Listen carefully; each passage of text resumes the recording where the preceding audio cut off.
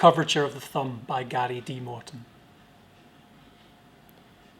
They promised him that this time everything would be different. Penumbra of shapeless shadows concealed their faces, these lawyers and physicians and dental hygienists, fresh from manicured golf courses, standing in hushed circles, features distorted by firelight as a penitent progeny kneels to receive her Eucharist. He can't stop scratching at the three little perpendicular cuts. The skin around the wounds is inflamed and seeping. They convinced him that it would all be worthwhile with gently whispered epithets and dedications and incantations. After this sordid little rite of passage, he is left a solitary weeping carcass. They promised him that they would transform him into something extraordinary, these surreptitious plastic surgeons and tax analysts and bus drivers murmuring behind mirrors. They promised him that the torment enclosed within his skull would stop, that the kaleidoscope of voices would no longer haunt his silent moments. He still remembers it all so clearly, the glistening glass bottle of antiseptic fluid, resting innocuously on the stainless steel table under the harsh illumination of the surgical lamp, glinting in the edge of the scalpel. The unforgiving truth awaits.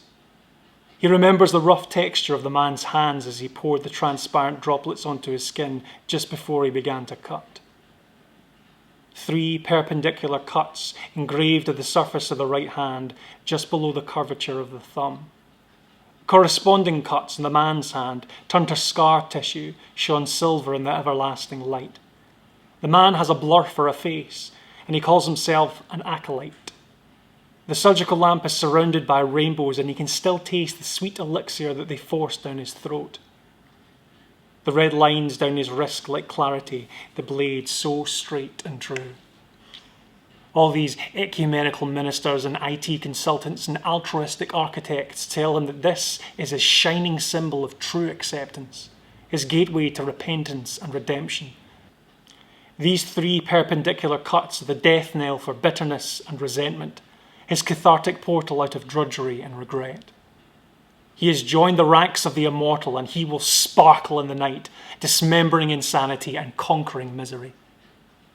He did not flinch when they stood over him and tore apart photographs of his children and cast them into the flames.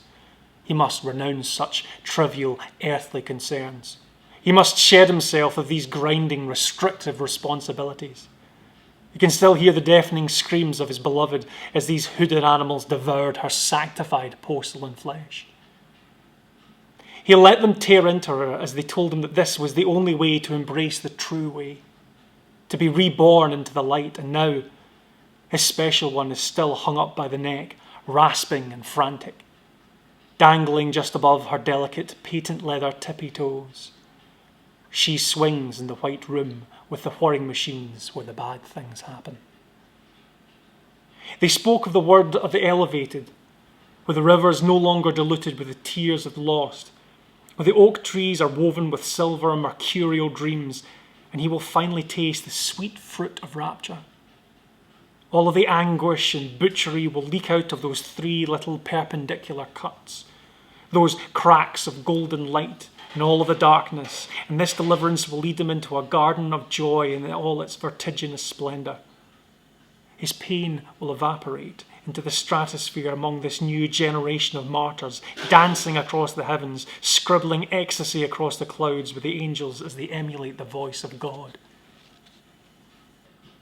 He slices open her wrists with 3 perpendicular cuts, with all these accountants and insurance brokers and librarians rhythmically cavorting around the conflagration, with all the demons, all of these beasts screeching and fucking and dying, spurting their ghastly fluids, amalgamating and coagulating, their glorious voices melding into one spectacular cacophony. A plastic smile plays on the lips of the superior, elevated as her glistening intestines drip and drip into the mire of feathers and antlers and gore. And now they have him. He scratches away at the 3 little perpendicular scars, all shining in silver in the light of the surgical lamp, as he tightens the leather cuffs around the wrists of the new woman with a manic, desperate halo around her retinas. She salivates at the prospect of being their latest convert. She pleads for the kiss of the blade.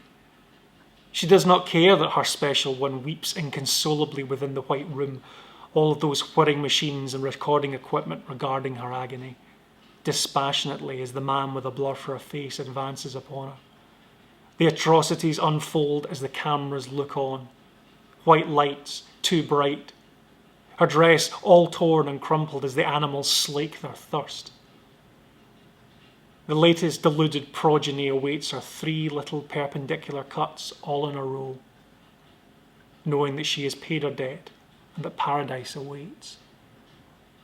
He picks up the scalpel and this glass bottle of antiseptic fluid as another acolyte transcends to the elevated and she is reborn.